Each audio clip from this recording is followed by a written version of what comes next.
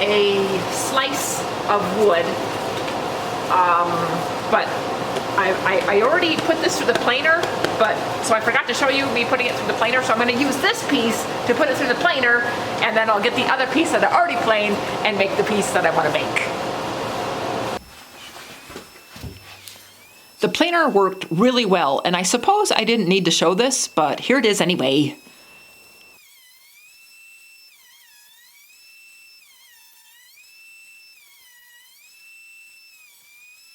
Okay, here's the piece I did. That's the one I'm going to use. Because this is a little bit smaller and I want to use this size. So then I just sanded it, all the little buttons off. You know how the planer can leave some funny marks or ridges? Well, I just sanded those marks and ridges away. Okay, I'm going to look where I think the center might be, because it's not sort of totally round. I'm just going to pick where I want the center to be. Right there. I want it to be like this way. Like that. That one there. This one. Yeah, leave it like that. Okay. Woo! So let's fire her up. So there's where I put that. Now we're going to go over here and I'm going to plug it in. I grabbed an extension cord real quick. All right, turned on the machine over there. Turned that on. And now I'm going to use, actually I'll just back you up. And have my plan. So I'm going to plug it in, that, continue. Okay, and then husband showed me how to zero it, so you go,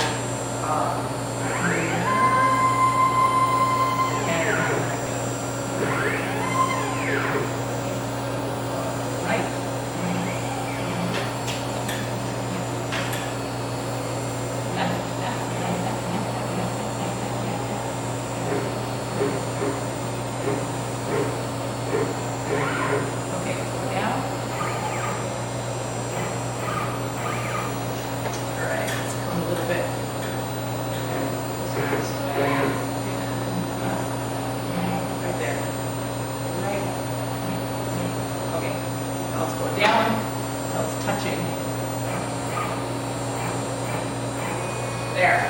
Okay. Now we'll go and we'll zero that. That's zero now. Now we go to the USB and we look for the file that I put in. It should be on the bottom. Right there, 9x9. 9x9. And then go next. And then we go start.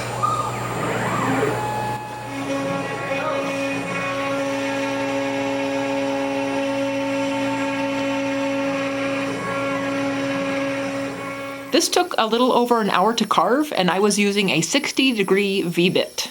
I guess I should talk about this machine. This is a Shark HD5 with a water-cooled spindle. The program that comes with it is called Ventric VCarve Pro, and I know only a teeny bit about it. This is husband's toy, but he's letting me get to know it a little bit. There is a dust collection system attached to this, but since we don't have the dust collection system piped into this area of the shop, I didn't hook it up. If I did, there is a little skirt that magnetizes around the black part you see surrounding the spindle. So I did use my little vacuum to suck up the sawdust every once in a while. It didn't cause much dust to float in the air that I could smell or see anyway, but it did build up on the area it was carving. So I used the vacuum, and I did that mainly for me and for you so that we could see how it was looking.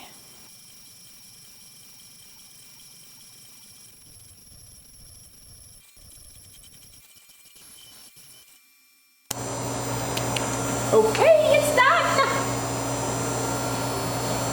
So let's come back out, and now I'm going to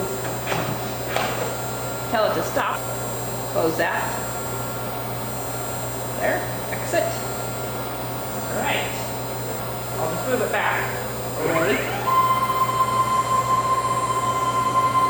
And I'll turn it off. And here. Yeah. And I'll take this off.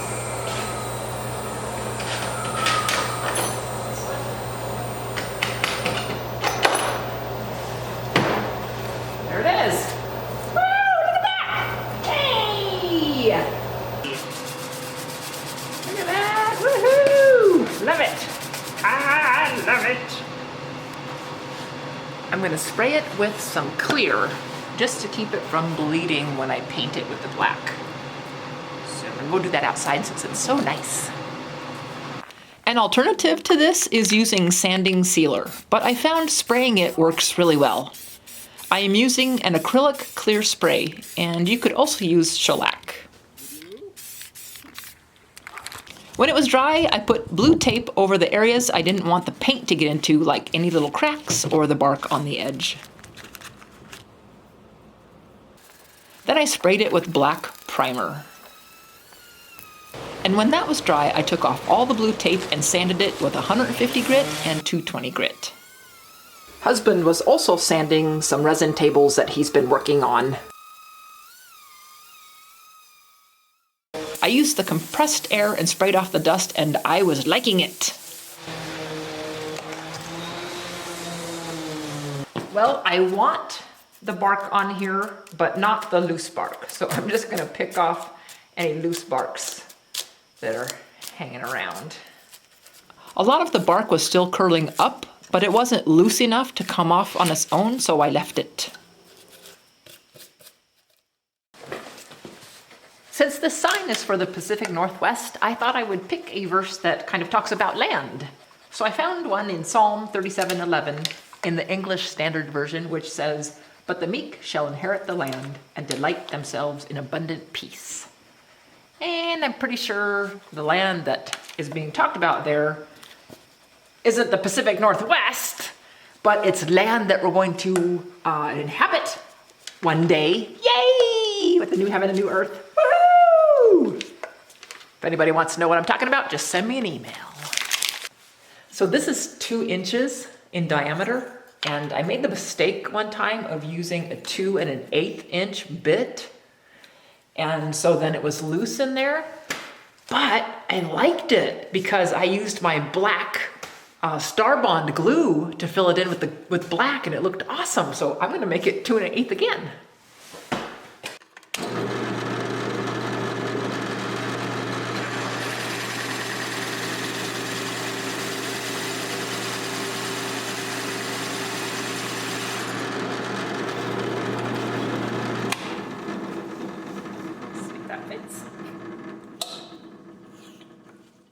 Okay, you need to go down a little bit more.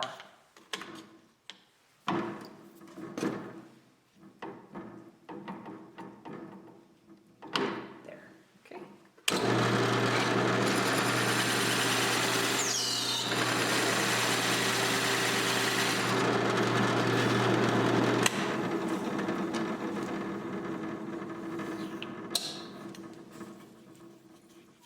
There. That works. Okay. Yay! Okay, here's the black Star Bond. I'm just gonna put it right in there and put that in. And I don't have a nose ring. That is a little piece of sawdust, and it made me laugh while I was editing. Anyway, I was going to tell you that Steve Good can be hired to make plugs like this. He has a few different designs to choose from. I asked my neighbor to make these for me with my logo on it, and they are pretty spiffy. But check out Steve Good because he can make these for you at a Steve Good price. There. Yay! I thought it'd be cool to make a couple of different options for this, like a sawtooth hanger to hang it up, or make a leg so it could sit on a shelf or something. So I'm going to put a leg in it. A leg that's removable. And so I'm going to figure out how I should do it and stuff. So, like that. We'll just drill a hole right in there. Oh, look, it's kind of marked. Huh, cute. It's marked with the rings. It's yay! It's marked. Okay, 3/4 of an inch looks to be about right.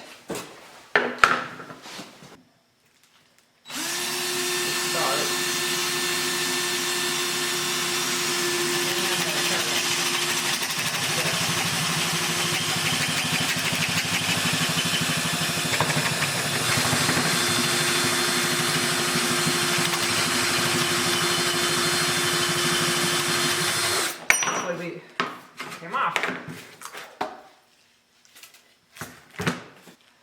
Maybe I'll start small and move up, move up.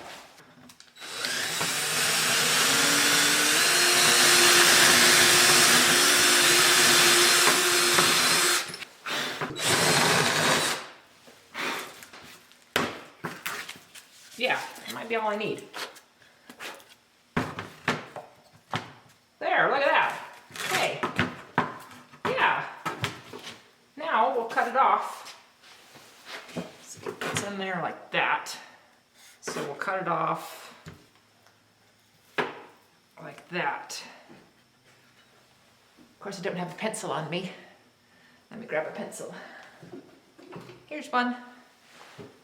All right. So if we want it up like that, we're gonna just cut this off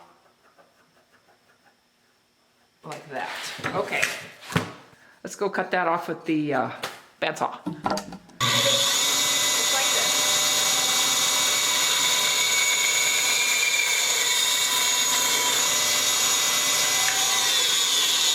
Yay!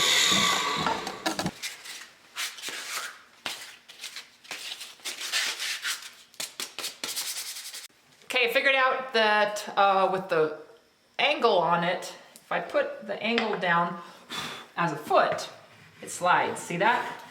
But if I turn it around like this, it holds. So if you put it in this way, it holds. So having the little angle for the foot wasn't a good idea. I've done that before and it worked, but that's when it fits in there real nice and stuff. But it doesn't. But anyway, it's an option for having it sit upright like this. Yeah. So kind of like that. But I am still going to put a hanger on it, just in case it wants to be hung. So I got to figure out where the center is. Oh, right there. Put a little mark there. And now we'll put that in. Guesstimating like that seems to work out just fine.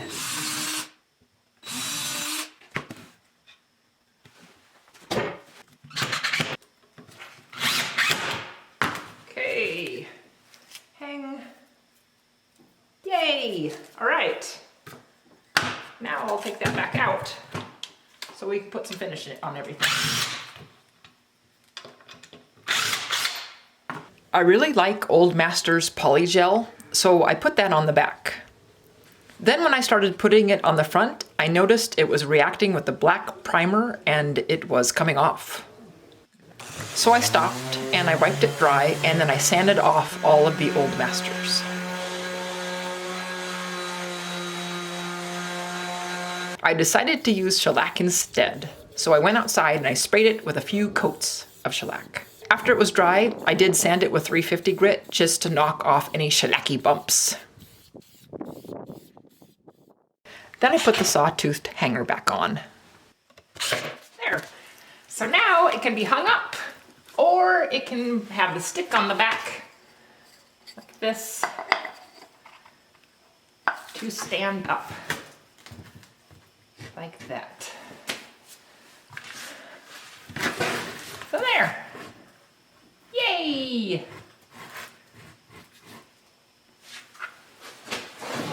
So I really enjoyed programming this for the CNC machine. Husband helped me out a lot. And I noticed that the designing program is similar to other designing programs that I use. And so that made it easier for me to do some things with designing. And you know, this is a pretty simple design.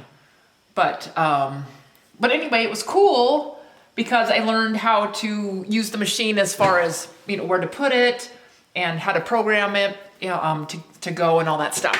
So I'm enjoying it. Yeah. So this is for my friend, and I'm really excited to get it to her. So thanks for joining me, everybody, and we'll see you next time. Bye.